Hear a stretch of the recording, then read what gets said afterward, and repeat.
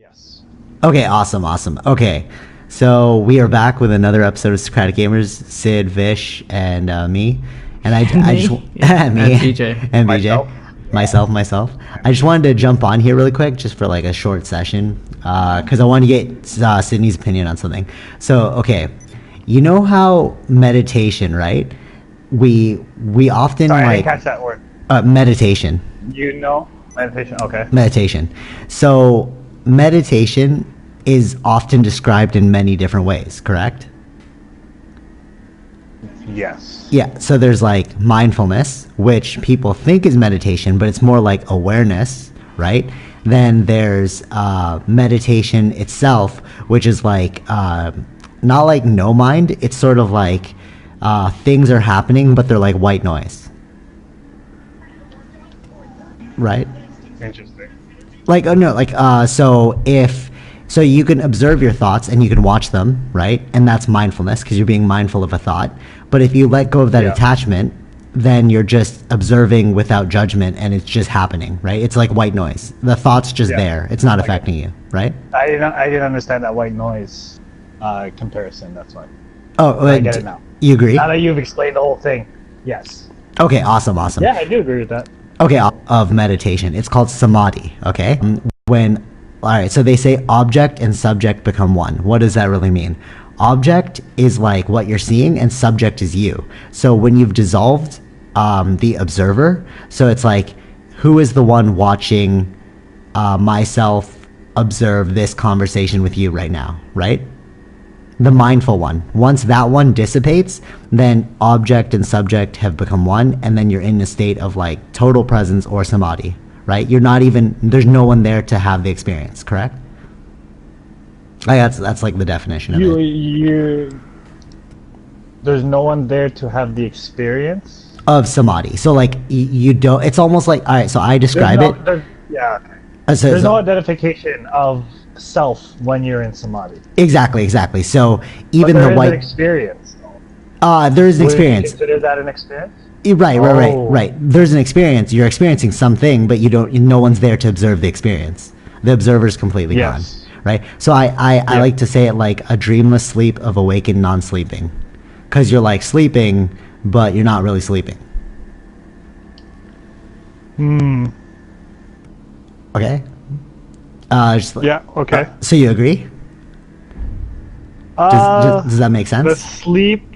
It's not really. It's not really like sleep. It is like, because when you sleep, it's like what was sleep like? You don't really know what sleep was like. So are you saying it's like at that point when you're like dreaming? No. Fully asleep yet? So it's like you're not dreaming, because dreaming would still have object and subject. Right? So it's more like you're just in the, it's like passing out. Okay. So this is like the highest state of meditation, right? This is what everyone seeks. Like in the sacred text, like, oh, samadhi is the highest. You can't go past. There's like levels of samadhi, yes, but like you can't go past samadhi, right? It's like death. Hey, there you are. Cool. Okay, so we've defined that, right? Okay, you cut off. Oh, we've defined what samadhi is, and we agree upon samadhi, yes? I still don't like. I don't get the passing out, because when you're passing out, you're not fully aware of anything at all. Exactly. So like when you're on or anything like that. Exactly. And they describe that as samadhi. Object and subject have been one. Okay, so we agree? Just give me Hello? 1 second. Oh, where are you going? One second. Yeah, you were like flickering. You were flicking around, so. Flickering like a candle. Okay, so we agree, right? That's what samadhi is, right? So like generally we can say that that's what samadhi is. Okay. Do we agree? Yeah, I agree. You're cutting off. Oh, okay. And I'm frozen, so. Yeah, oh, there you go. Okay, yeah. The lag is too real. Okay, so you agree. Awesome. So I often induce states of samadhi for myself, like deep states of meditation, as my own practice. Like sometimes, like, you know, the stress level's too high, so you're like, okay, let me just delve into like samadhi. And I do like the shamanic breathing, and then it over oxygenates yourself, and then you almost like pass out, and then you're like, I don't know, like, so okay, so today I did it, right? And I woke up after, I was like, oh man, like it was like I was like there, but I wasn't really there. Like I was just observing nothingness, right? Or like time had passed, right? I'd slip in and out. And then I was like, oh, like how long have I been here? So like I go outside and I'm like, oh my God, like 40 minutes passed by. Okay. So like, I know I was How much time passed? Sorry, I didn't catch that. 40 minutes, 40. Okay. But Nice. but it felt like 10 minutes, right? I was like, what happened to me? But 40 minutes that you were unaware of. So time wasn't unaware. even relevant in Exactly. those 40 minutes. Exactly, because I was in Okay. deep meditation, right? And then I started to think about it, and I was like, if this is what everyone's seeking, is it not? All right, so now if we go back to like the ancient time, right? And suffering was like too real, right? There was like no food, and like there was all this like craziness, right? Like people were dying left and right, right? So, and then they said that samadhi is the highest state of meditation, which is what everyone seeks, right? So it's like, are you just escaping reality? You know, I get meditation from the sense of presence, right? Where it's like, okay, you just become like totally aware and present in the moment, and you're doing stuff, right? But in samadhi, you're not doing anything. You're not even conscious of your body. You're like asleep. You like pass out, right? And I started to think like, I started to think that all of these techniques are just methods for making you pass out. And it's like Vish was saying, like, do you want to explain your? No, okay. All right. So Vish was saying that it's sort of like if you eat too much food, you get like the itis and you fall asleep, right? So, right, you've had the experience of the itis. Of eating too much food before I sleep? No, eating too much food, and then you're like, man, I gotta fall asleep. Okay, yeah. All right, so what we were discussing samadhi might be is like you over oxygenate yourself to the point you pass out. That's what it is? No, I'm saying from my own experience, because I'm like, okay, what is it I'm doing to myself, right? I know that I'm like over oxygenating myself, and I know that like I don't know how long time has passed, right?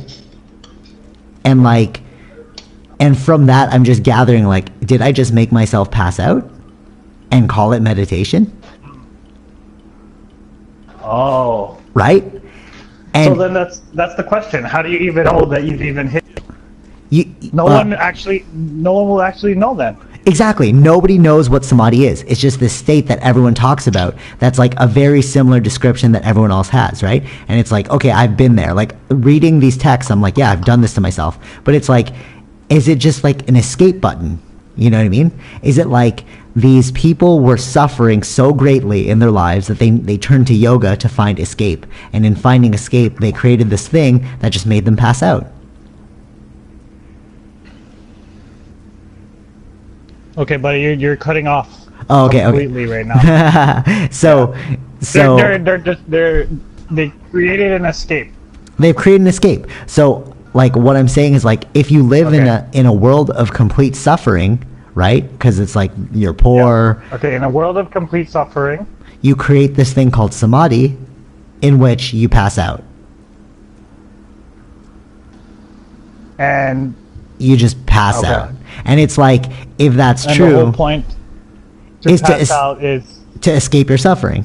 So they call to it escape the reality, the suffering. Exactly. So it's like they're like they're calling it meditation and they're calling it meditation and they're calling it samadhi, but in reality all they're doing is escaping the reality that they're suffering. That's what I'm saying, bro. If you really think about it, if you look at it through that perspective, it's like, well, what else would you need samadhi for? Like, why would I want to sleep more than I'm sleeping? If you love your life, you'd want to stay as awake as possible.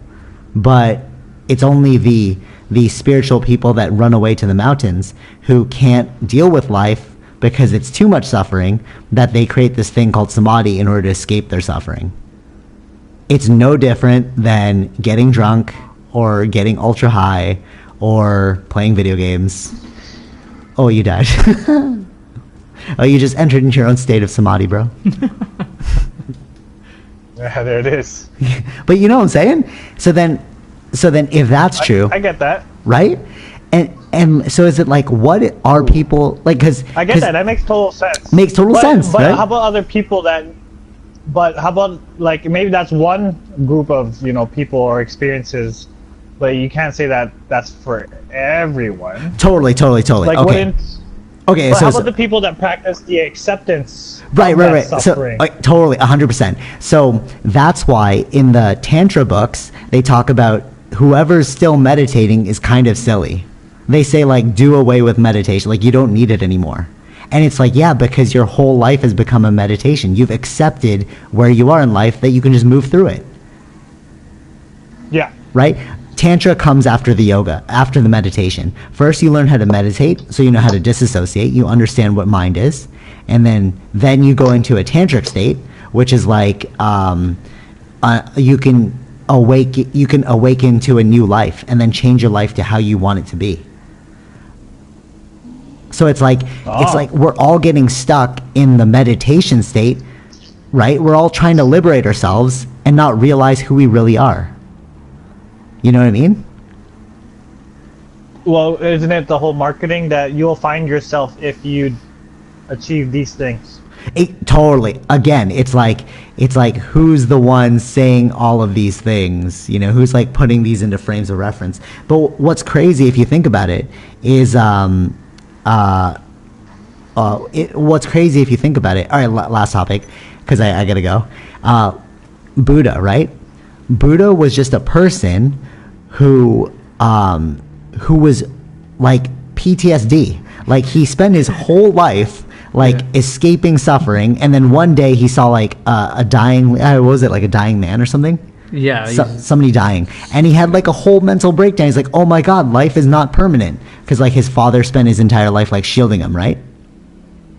Oh yeah. Okay. So imagine. Are we talking about Siddhartha right now? Siddhartha. So and he's the one who started the whole Buddhist culture, right? About like unattaching from reality. But it's like if you really look at it, that was post. That's how people took post Siddhartha. There's like I was reading Yoga 2.0 and they said there's three different approaches, paths that they took. Yeah, approaches that Siddharthians took. Like totally. But like that is the third one. That's like a renunciation.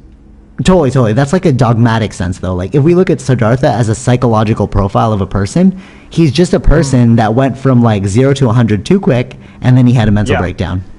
Yeah. So because there's too much stimuli that he did not even know existed. Exactly, and then he created an escape. Yeah, he didn't know how to handle it, so this is what he tried to do. That is true. And then if this is true, then it's how many people are just following like a mentally broken person in order to seek out enlightenment, an alleviation from suffering. So who is the real Buddha? Do you know that the Buddha, the yogis that like, so yoga came before Buddha, right? And the yogis are like, who's this person that thinks that they understand yoga? Who's like just spent time with like a few people, you know what I mean? Who created his own system. Because he went away with like, he didn't actually learn the full lessons. He just had a mental breakdown and he created his own path. Yeah. Right? Well, that's a common story now if we're going to take it that way. Right. So what do you mean? Jesus. Totally, exactly. So it's like all of these people, it's like who are we following? Because, Jesus didn't like the teachings of what he was being taught. Right. So what he did was, find it himself. For sure. And it's like they all say there's like through his own mind going, oh, you're wrong. So he was suffering through that. So he had to achieve his own samadhi, we'll say. His own like alleviate his own liberation out of suffering. He had to figure it out.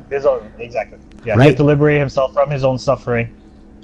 And then when he did that, that's when he obtained this whole dogma of him being the son of God, I guess. Totally. So it's like all of these people are just broken people. It's like the best person to teach you how to unbreak yourself is a person that's really broken. The one that's suffered more. Right? Totally. The one who suffered more. And then it's kind of ironic because we think of these people as perfect people. But they're not even perfect people. They're just like, dude, I was suffering a lot and this is how I fix myself. And then we turn these people into gods. Right? Because they found the path to alleviate that suffering that people don't know how to do themselves. Exactly. And it's like, But doesn't mean that their solution doesn't necessarily work for everyone, though. no, 100%. Exactly. 100%. Well, that's the thing. Exactly. That's why there's different paths. But a lot of people will get to that point where it's like, this is the one and only way to do it. Exactly. And this is dogma and doctrine. Oh, you sound way better now. Whoa. So lag ended. Okay, that was a great short podcast. We'll pick this up next time, but I just wanted to like really think about that one because it was bothering me today. Not bothering me, but it was like really like at the peak of my like psyche. It was like, oh man, like what is it we're practicing? You know? It's like who are we practicing from? Why are we practicing these things? Like why is renunciation the way to go? You know what I mean? It's like, yeah, I get that you, like these people believe that one path is the only path, but no, my path is the right path. You know what I mean? My path. Your path is your path. There is only one path. Exactly. It's your own. There is only one path. And it is your own. That's the only way. Exactly. Totally. So there is only one path, but the one path is for your own to, how do I say this? It's for your own to figure out for yourself. Totally. Yeah, exactly. All right, great episode, Socratic Gamers. Support us on Patreon and like and subscribe. All right, peace out. Yeah, thank you. Next time. Great chat. Peace.